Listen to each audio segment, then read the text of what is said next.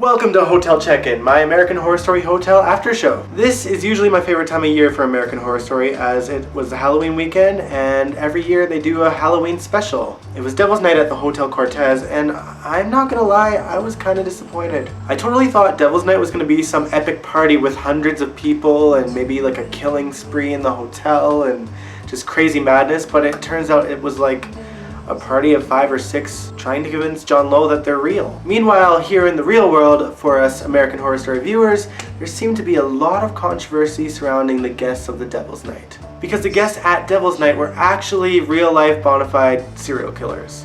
Played by actors, obviously, but they had Jeffrey Dahmer and they had Aileen Wuornos. I'm probably saying her name totally wrong. But she was played by Lily Rabe, and I'm so glad she's back. I love her and I hope to see more of her. But back to the topic at hand. People were freaking out saying that the show was glorifying serial killers. Some people did see it as very insensitive to people who may have some sort of connection with the people that were portrayed on the show. And another consensus is that it might inspire potential serial killers to, I guess, commit crimes solely on the fact that they could one day become famous and be seen on a show like this. I don't really want to touch on this subject too much because I don't want to be insensitive to people who feel strongly about this. But for me personally, it didn't bother me even a little bit.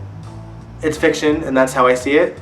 Would I feel differently if I was somehow connected to these serial killers in some way, whether it was knowing someone who was affected by those killers or if I lived in the same town that the killers lived in?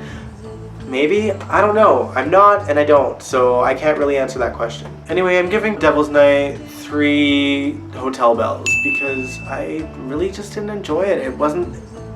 I think I just hyped up the episode too much because usually their Halloween episodes are on point, and for me it wasn't. It was just an awkward standalone episode that really just... I didn't care for it. I hope you guys had a great Halloween. I shall see you next time on Hotel Check-In.